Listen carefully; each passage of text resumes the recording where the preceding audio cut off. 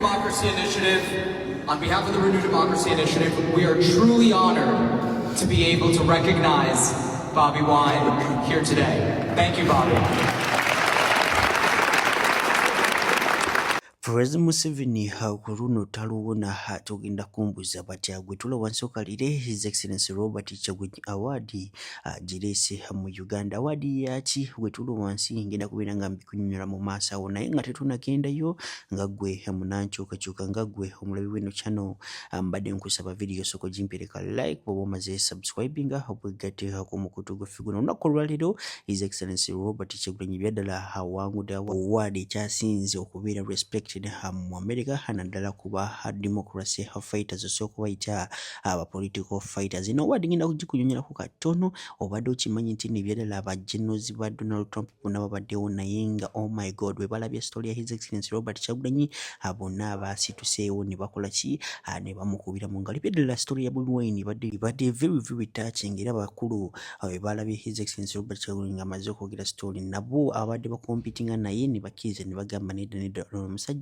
yalina okuwangula iyi award. Soko olize speech ya Bobi Wine byaddala eyasinze okubeera nga ekabya Abazungu, tumale tweyongere ne biki birala abe yakoze mu maaso awo. Soko labe.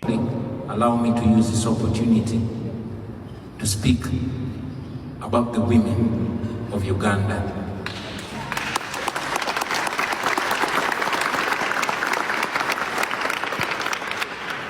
While so many people are bearing the pain, but the women of Uganda in a very special way are standing in the gap.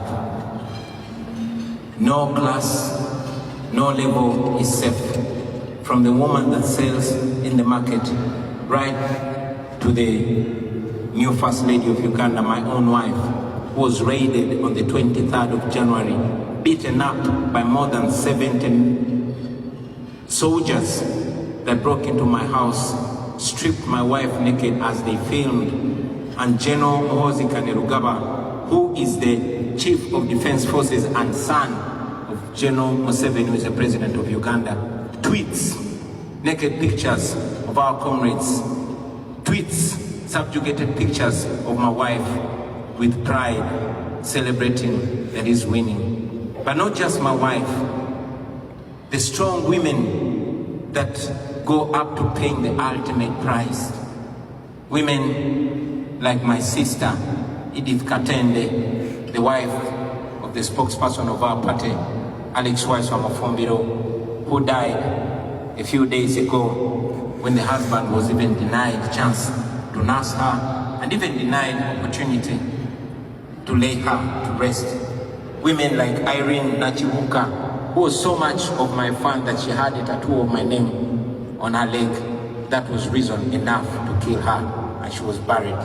Women like Monica Chibalama, the wife of John Bosco Chibalama, my friend who was abducted and kept missing for 7 years.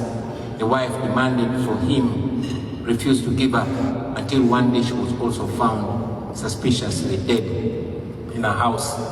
Women like Fauzia Natalie, who we fondly call Mama Cheyenne, the wife of my personal political assistant, whose house was raided and she was picked up by the military in full view of cameras. All that is recorded. She's kept in military detention for 37 days, even against a court order. Women like Agatha Nazua, who we fondly call Blue Tick, she was abducted and she's still missing. All mothers, daughters, wives and spouses of the political prisoners. Female political prisoners like Olivia Lutaya, who has spent years in prison for simply wearing a t-shirt that has my picture on it. Women like Sauda Madada, women like Doreen Kaija and many others, we hold them in high regard. But most importantly, ladies and gentlemen, we look at the solution and not at the problem. Now that we know the problem, now that it's clear that Uganda is under dictatorship like many other countries, and now that I have the opportunity to speak for those millions of people, to the modern world, to the United States of America, who we know is the world's biggest democracy, we request you not to continue supporting dictators in Africa, not to continue choosing diplomacy over democracy, not to continue choosing business over human rights, because the dictators in Africa and particularly in Uganda rob our countries, plunder our countries, and they invest and come here and enjoy those monies. These are dictators that abuse democracies, but they enjoy and benefit out of them. We request you to use the tools that you have to sanction those gross human rights violators, the abusers of democracy and the rule of law. Don't allow them enjoy the money they steal from our countries. Our countries' hospitals are run down and the schools are run down, and they're comfortable about it because they seek medical.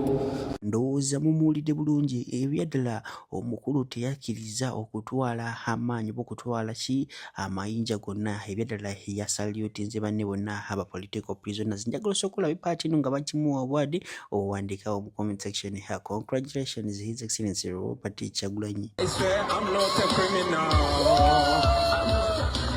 Being political don't make me criminal. I swear I'm not a criminal. Speaking out don't make me no. This is the message to the world government, expressing what's exactly on the Ugandans' minds. I say we are fighting for freedom. Free Dr. Bessie, why some of me? We are fighting for freedom. Wanga Chipumbi, Sauda Madada, we are fighting for freedom. Free all the political prisoners. We are fighting for freedom. Listen my argument. We are living in a time similar to the one of slave trade. The oppression is just like apartheid. The gun is the master and the citizen slave. The pall of Africa is bleeding. Question, what was the purpose of the liberation if we can't have a peaceful transition? What is the purpose of the constitution when the government disrespect the constitution? Where is my freedom of expression when they jail me because of my expression? See what they're doing to our nation. What are you teaching the future generation? See the leaders become misleaders, and see the mentors become tormentors. Freedom fighters become dictators. They look at the youth and say we are the tractors. We are fighting for freedom. They're in Kaija, Bonabona. We are fighting for freedom. Free Bobby Young, free everyone. We are fighting for freedom. Bana Uganda, Badi Kumawanga. We are fighting for freedom. Democracy Initiative, on behalf of the Renewed Democracy Initiative, we are truly honored to be able to recognize Bobi Wine here today. Thank you, Bobby.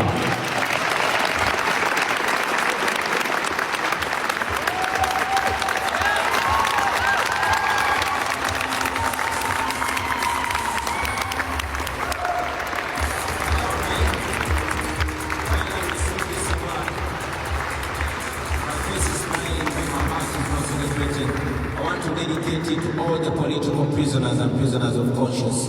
Dr. Kiza Besigye, my Deputy President, Honorable Mwanga Chifumbi, the women in prison, those that are in detention, those that are missing, and those that have been killed. Your pain will never go in vain. We can only honor you by not giving up and by standing for the cause that you are paying a big price for.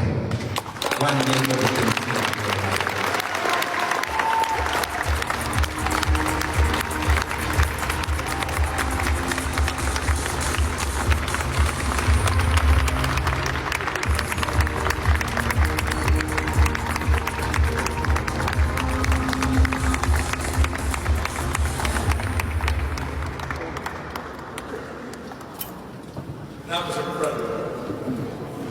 I will never, ever, ever experience after-dinner programming in a gala again. I just want to say this, Bobby. Your story, standing up to dictatorship, living in exile.